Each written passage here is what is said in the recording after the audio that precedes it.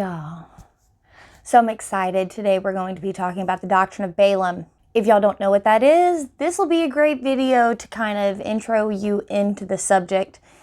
As with pretty much all biblical theories that have to do with prophecy and symbolism, this is just my opinion.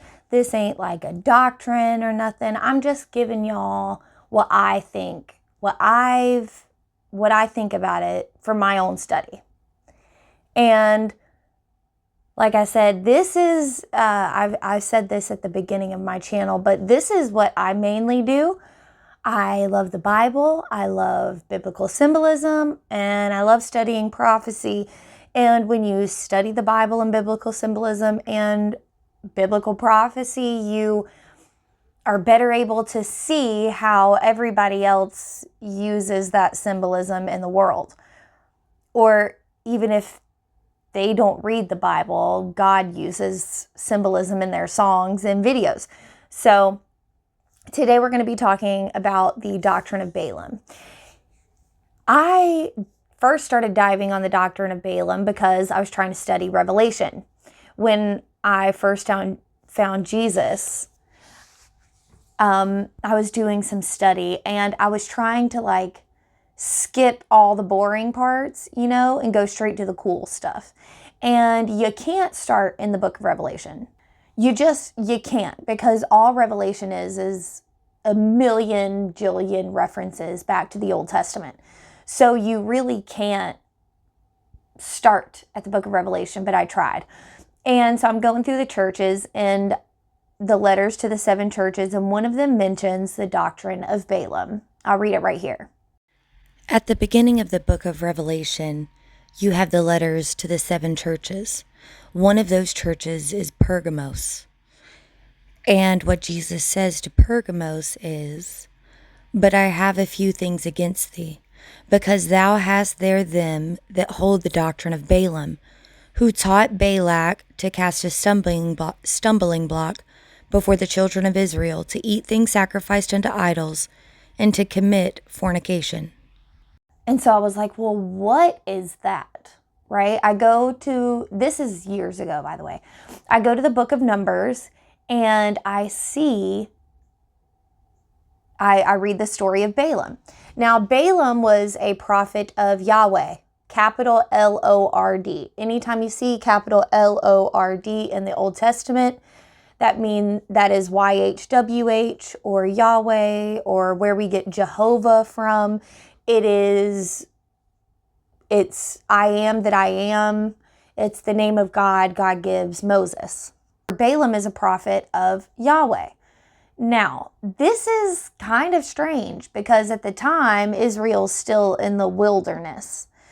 So that means the worship of God, the true God, existed in Israel even after Jacob and his sons went to Egypt. The worship of God continued in Israel by Canaanites and Abraham's other descendants that were still there. For example, Ishmael and all of his kids went to the east. He had 10 kids with Keturah, but Abraham had 10 kids with his second wife after Sarah died. So he had a lot of descendants other than Isaac. Isaac is who the Israel line came from, look, all of the stuff about the genealogy, all of the peripheral people are important too. Ishmael's sons are still in the Old Testament. They still, have interactions with Israel. So does Moab and Ammon that were created by Lot's daughters. So does Edom, where Esau's descendants were, which is also in the same area. So Balaam was a prophet of the true God, but Balaam was for hire. And Balak, the king of Moab, tried to hire Balaam to curse Israel. He goes to Balaam and he's like, man, I want you to curse Israel. And Balaam's like, I'm going to go talk to God about it and I'll let you know. He goes and talks to God about it and God's like, no, I don't want you to do this. And Balaam's like, I really, really, really, really want to. And God's like, okay, well, if they come to you in the morning, if they come back to you in the morning and ask you to come with them, you can go. Well, Balaam got up in the morning and saddled his donkey, or his ass, as the Bible calls it, and goes with them. He doesn't wait for them to summon him. He just gets up and goes. He wants to do this. So on his way, God sends an angel to mess with Balaam's donkey. And so Balaam's donkey starts running him into stuff. And then Balaam would beat the donkey and say, do what you're supposed to. And then the donkey would swerve off and run him into something else. And he got so mad at that donkey because the donkey eventually just stopped and wouldn't go any further. And so God opens the donkey's mouth and speaks to Balaam and tells Balaam, haven't I always been a good donkey?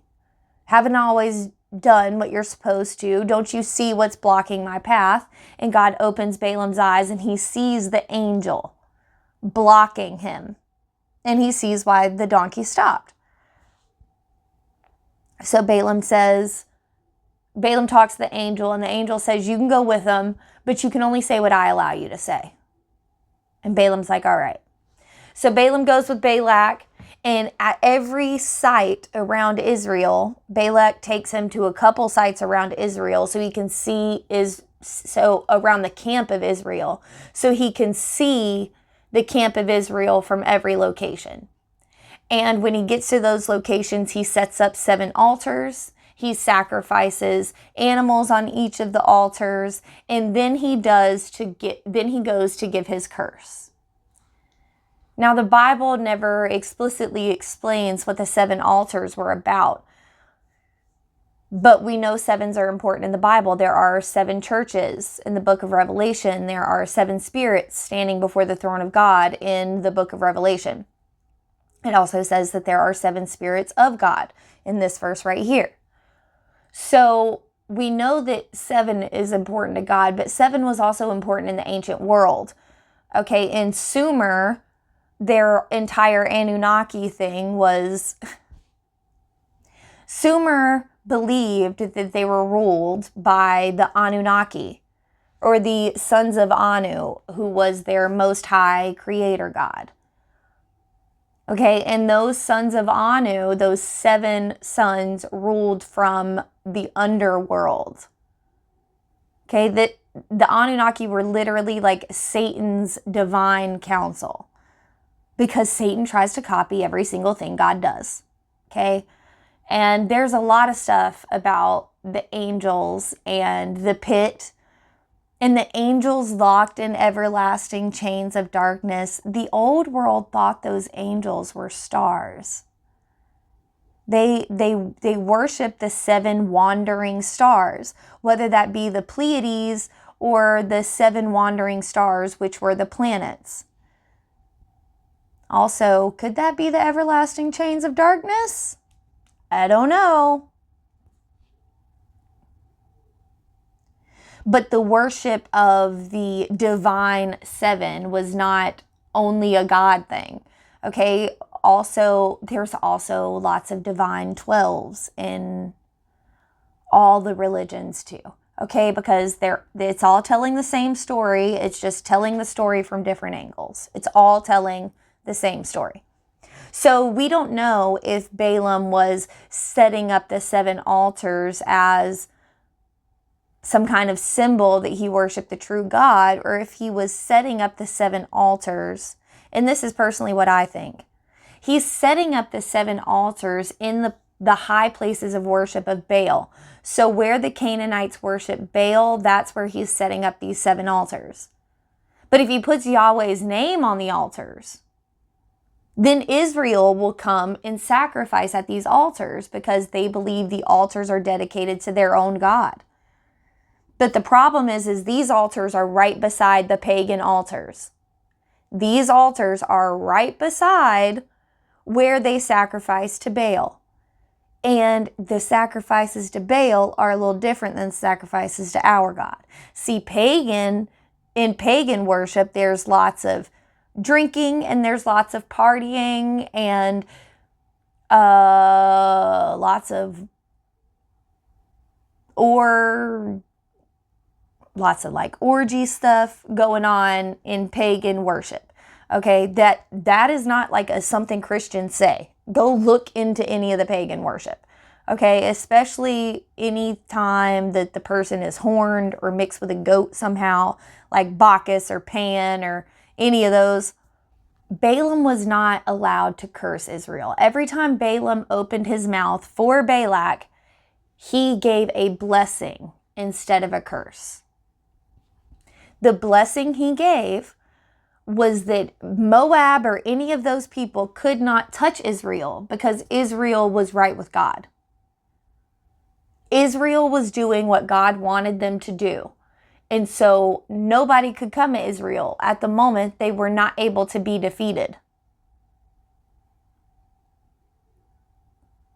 So the doctrine of Balaam isn't a simple thing to know what it is, because Balaam didn't really have a doctrine that we know of. He set up the 7 altars. Maybe the doctrine of Balaam is being hired, being for God, but being hireable. Like you'll curse or bless someone for money.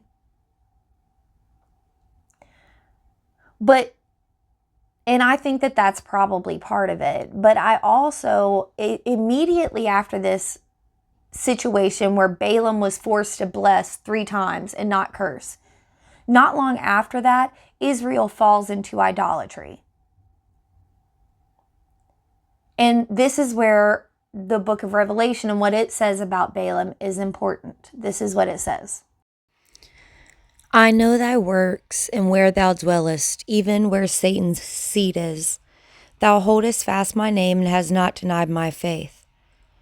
But I have a few things against thee, because thou hast them there that hold the doctrine of Balaam, who taught Balak to cast a stumbling block before the children of Israel, to eat things sacrificed unto idols, and to commit fornication. So Balaam taught Israel to sacrifice things, to eat things sacrificed unto idols. He taught Israel to worship like the pagans. That's what he taught them. And he taught them that by building altars to God right beside the pagan altars, in confusing the worship of the true God with the worship of these false gods or the fallen angels. He confused their worship. And also, God cannot come against you. God will not come against you if you're doing what God is telling you to do. They will be forced to bless instead of curse. So if Moab and Ammon and all these kings that didn't like that Israel was coming to take over their land, if they wanted to defeat Israel, what did they have to mess with? Their relationship with God. Because they can't defeat God. So they have to influence Israel to where God himself will take out Israel. And that's exactly what they did. They influenced and influenced and influenced and pushed, and eventually Israel's worship became worse than the Canaanites. But they hearkened not, and Manasseh seduced them to do more evil than did the nations whom the Lord destroyed before the children of Israel. And the Lord spake by his servants the prophets, saying, Because Manasseh king of Judah hath done these abominations, and have done wickedly above all that the Amorites did which were before him, and hath made Judah also to sin with his idols. So, in my opinion, the doctrine of Balaam is, 1, being a grifter off Jesus, making money from the name of God, though he is not who you truly worship, and getting God's people who are right with God to sin so that they lose some of God's protection. So you should keep the doctrine of Balaam in mind. Not everybody who calls themselves a person of God is a person of God. Some people are grifting off Jesus, and some people's actual goal is not to bless you, but to lead you to a pagan altar. And you have to keep that open, keep that in your mind with anybody.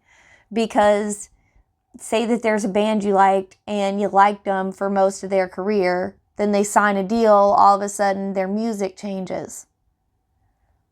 They were right with God. But then Balaam got to them. And they started blending the worship of God with the pagan worship, with how the pagans worshipped their gods, which were not the true God, but were the fallen angels. And you know that by how they worshipped them.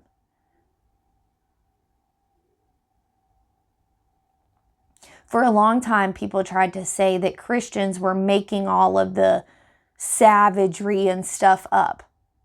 They weren't making it up. The Aztecs were not good people.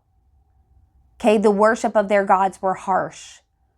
They were a heavy yoke, where with Jesus the burden is light.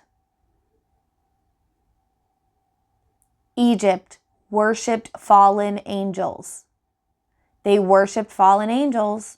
They worshipped all the light that wasn't the true light. They worshipped the sun, the moon, and Venus.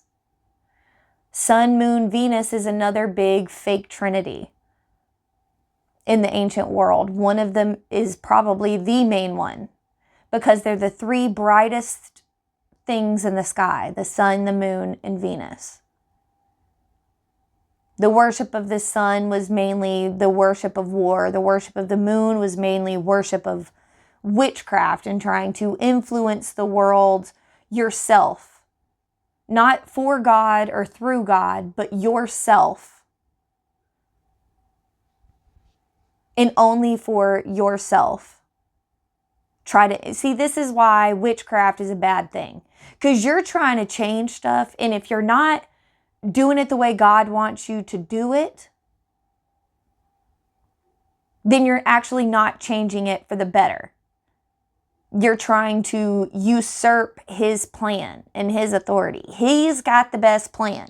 Just trust in His plan. Do what God is telling you to do for His plan, not for your plan.